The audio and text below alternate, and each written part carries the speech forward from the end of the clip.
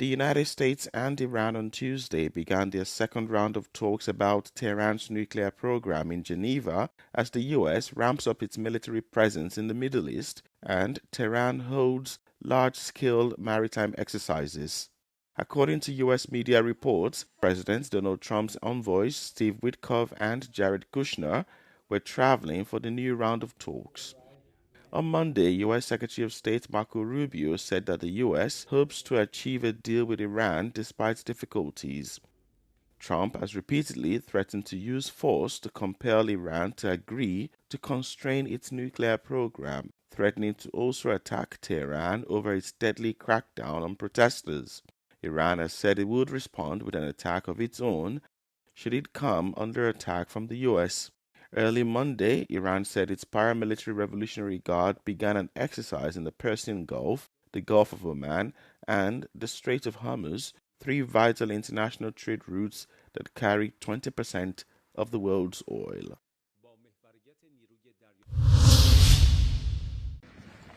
Russia launched nearly 400 drones and 29 missiles in an overnight attack over Ukraine, hours ahead of a third round of peace talks taking place on Tuesday in Geneva. Russian strikes killed one person and injured 25 others overnight, with the fatality and 6 of the injuries reported in the region of Sumy. Meanwhile, in attacks on the Kharkiv, Kherson and Zaporizhia regions over the past day, 9 people were injured and residential buildings and infrastructure were damaged. In the southern port town of Odessa, 3 people were injured after a Russian drone attack, according to local rescue services. They also said civilian and energy infrastructure was damaged and fires were sparked at various locations in the city.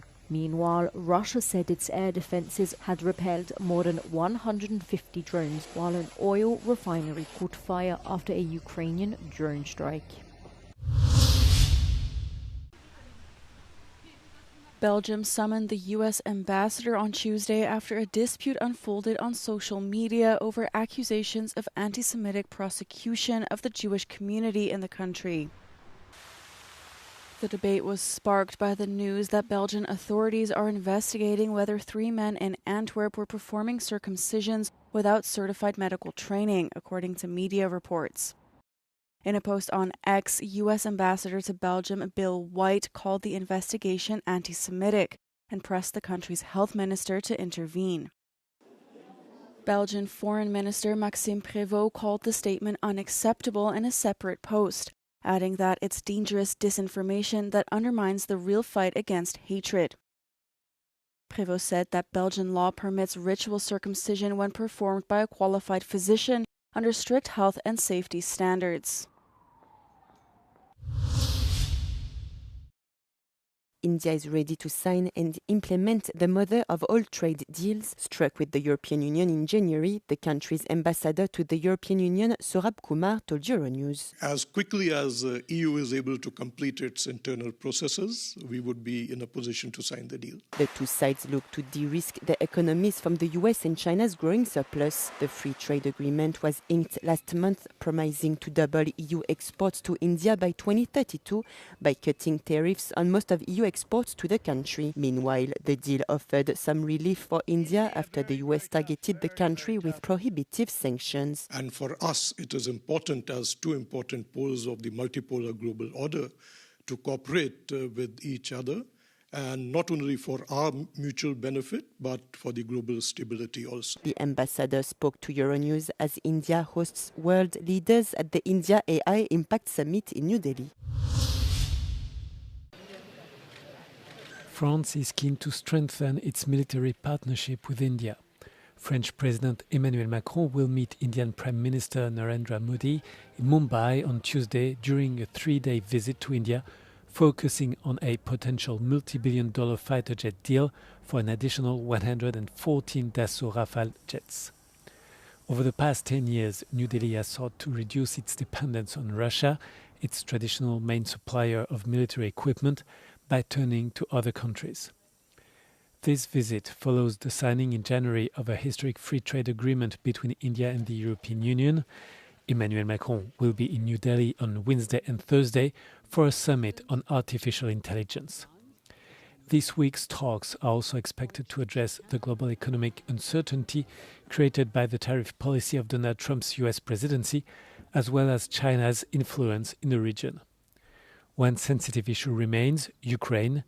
India has not condemned the Russian invasion of 2022 and continues to buy oil from Moscow. The European Commission has launched a formal investigation into Chinese fast fashion online giant Shein. The Commission said the probe centres around three concerns, the first being the sale of illegal products on Shein's platform, including child sexual abuse materials like childlike sex dolls. Second, the use of addictive design techniques to keep users engaged. And last, the lack of transparency around how the platform recommends products to consumers. The Commission will now carry out an in-depth investigation which may include further requests for information, interviews and monitoring measures.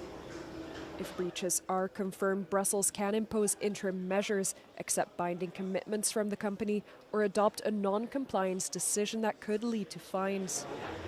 In a statement to Euronews, Shein said it takes its obligations under the DSA seriously and says it has always cooperated with the European Commission.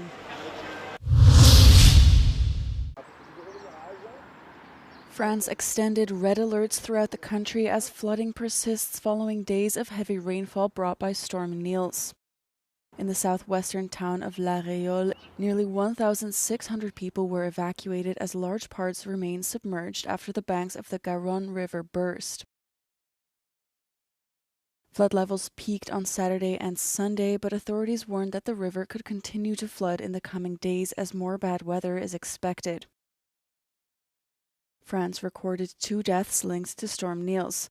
Last week, network operator Enedis said the storm had left up to 900,000 customers without power at its peak. While flooding is not new in France, climate change has led to new records in the amount and consistency of the recent weather events, due to a warming atmosphere that supercharges humidity in storms.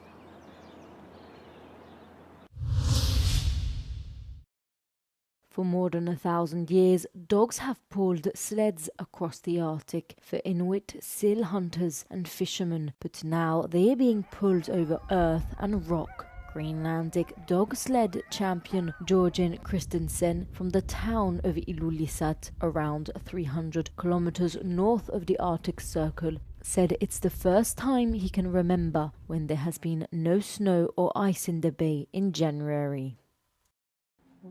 Hundeslæge, der rammer meget, meget dårligt. Fordi vi mister det der vores rute eller stor bro, hvis der, fordi der, når det kommer havisen, og det vi føler det helt oppen til hele kysten, hvor bestemmer hvor skal jeg hen. Men nu der er ingen havis. In the 1980s, winter temperatures in Ilulissat regularly hovered around minus 25 degrees Celsius. But nowadays, sometimes it can be as warm as 10 degrees, Christensen said. The Inuit Circumpolar Council said Greenland's government had to financially support many families after sea ice failed to freeze sufficiently for hunting. The melting ice could reveal untapped deposits of critical minerals, which is why many Greenlanders believe that's why US President Donald Trump turned their island into a geopolitical hotspot. Nicosia has been named the best cultural destination in Europe for 2026 by European Best Destinations. This recognition comes at a significant moment for Cyprus, which, although geographically located at the southeasternmost edge of Europe, currently holds the presidency of the European Council. Βγήκε μέσα από μια ανταγωνιστική διαδικασία από επισκέπτες από 131 χώρες, 22.000 επισκέπτες περίπου αξιολόγησαν πόλεις της Ευρώπης σε σχέση με το πόσο αξιόλογες είναι ως πολιτιστικός προορισμός. One of the key factors in the evaluation was Nicosia's vibrant artistic scene. The city hosts high-quality events and cultural productions that honor tradition while embracing contemporary art forms. A must visit for anyone interested in discovering the city's unique history is the Leventis Municipal Museum of Nicosia. Open to the public in 1989, the museum was awarded the European Museum of the Year award just 2 years later.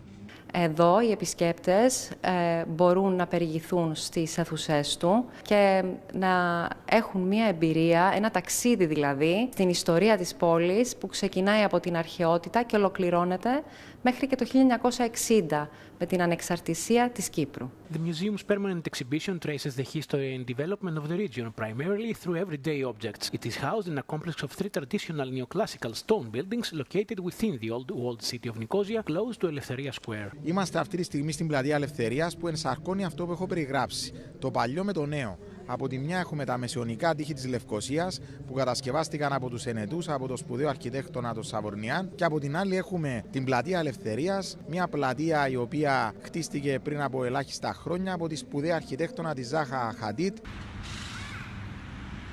Κορυφαίος πολιτιστικός προορισμός της Ευρώπης για το 2026 αναδείχθηκε η Λευκοσία. Ξεχώρισε για τον πλούτο και την αυθεντικότητα της πολιτιστικής της κληρονομιάς, για την δυναμική ξεχωριστή καλλιτεχνική της παραγωγή, για το πλήθος των πολιτιστικών υποδομών που διαθέτει, καθώς επίσης και για την ξεχωριστή εμπειρία που προσφέρει στους επισκέπτες. Επισκέπτες που πλέον φιλοξενεί όλες τις εποχές του χρόνου. Από την Κυπριακή πρωτεύουσα, για το Euronews, Γιάννης Γιαγκίνης.